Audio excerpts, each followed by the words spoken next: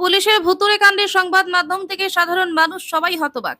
আরকেপুর থানা মুখে বলছেন জুয়ারি ধরা পড়েছে 7 জন, আর সংবাদ মাধ্যমের প্রতিনিধিদের সামনে অন ক্যামেরা দেখাচ্ছেন 5 জন। কোন অদৃশ্য শক্তি বলে দুই জুয়ারি গেল কোথায়? আরকেপুর থানায় এসডিপিও এবং ওসির সাংবাদিক সম্মেলন ঘিরে বিতর্ক। ব্যুরো রিপোর্ট, এখন ত্রিপুরা 24।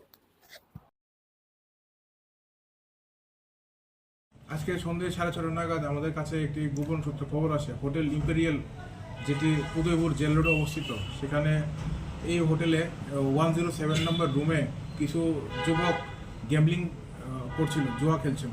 তৎক্ষণাৎ আমাদের আরকেপুর বিএসএফ অফিসার এবং স্টাফ ওইখানে হ্রাস করে এবং ওই রুম থেকে 7 জন যুবককে আমরা ডিটেন করেছি। তো তখন আমরা গিয়ে দেখেছি ওরা গ্যাম্বলিং করছিল, জুয়া খেলছিল উইথ কার্ডস, 3 তাস যেটাকে বলে, এবং তাদের কাছে টোটাল 1,24,450 টাকা সিজ করা হয়েছে।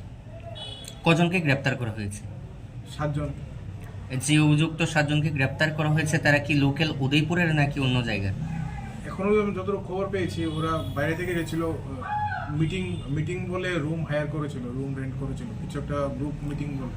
তো ওদেরকে হোটেল ওনার রুম একটা দিয়েছিল, 107 নম্বর রুম। তো সেই রুমে ওরা গ্যাম্বলিং করছিল। তাদের বাড়ি কোথায় ছিল?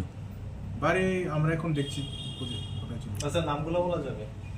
নামগুলা এখন আমরা রিভিল করছি না। আদালত থেকে প্রেরণ করা হবে?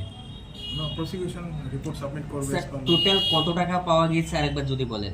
টোটাল 1,24,450, 1,24,450 টাকা।